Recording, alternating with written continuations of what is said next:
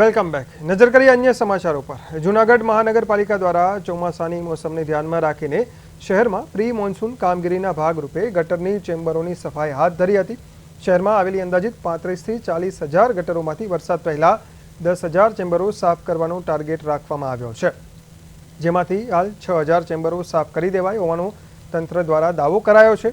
મહાનગરપાલિકા ભલે એવો દાવો કરતી હોય કે આ વખતે વરસાદમાં પાણી નહીં ભરાય, પરંતુ સ્થાનિક રહીશોમાં આ કામગીરીને લઈને ભારે અસંતોષ છે. લોકોનું કહેવું છે કે દર વર્ષે આવી સફાઈ કરવામાં આવે છે, છતાં જે પાણી ભરાય છે તે ઘરો સુધી પહોંચી જાય છે. તેથી પાણીના કાયમી નિકાલ માટે મોટી પાઇપલાઇન નાખવી જરૂરી છે.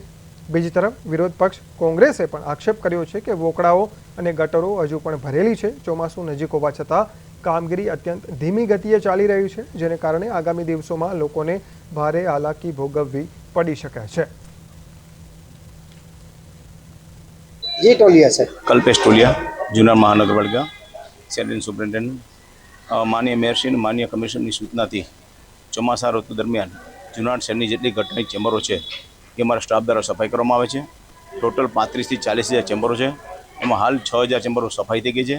દરેક વોર્ડો સફાઈ થાય છે, દરરોજ સફાઈ થાય છે. જેનો પણ પ્રશ્ન આવે તરત નિકાલ કરવામાં આવે છે. આ ગટરની ચેમ્બરો સાફ કરવાથી વરસાદનું જે પાણી આવે એ ભરાય નહીં, માટે તાત્કાલિક એડવાન્સમાં અત્યારે ચોમાસાના ભાગરૂપે આ સફાઈ કરવામાં આવે છે.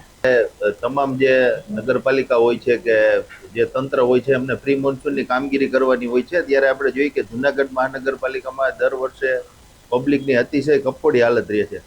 દર વખતે તૂટેલા રસ્તાઓ, ગટરો ઉભરાય છે અને વોકળાઓ આપણે જોઈએ કે છલીને લોકોના ઘર સુધી અને નીચાણવાળા વિસ્તારોમાં પાણી ભરાઈ જાય છે. એની મોટી જાનમાલની નુકસાની અગાઉ પણ થઈ ગયેલી છે. આવી રીતના આપણે જોઈએ કે અમે એક લેટર લખ્યો છે અને હાલ કમિશનરશ્રીની પણ બદલી થઈ છે. હવે માત્ર 1 મહિનાનો સમય છે. 16 જૂન વહેલો વરસાદ થાય એવું આગાહી થઈ રહી છે.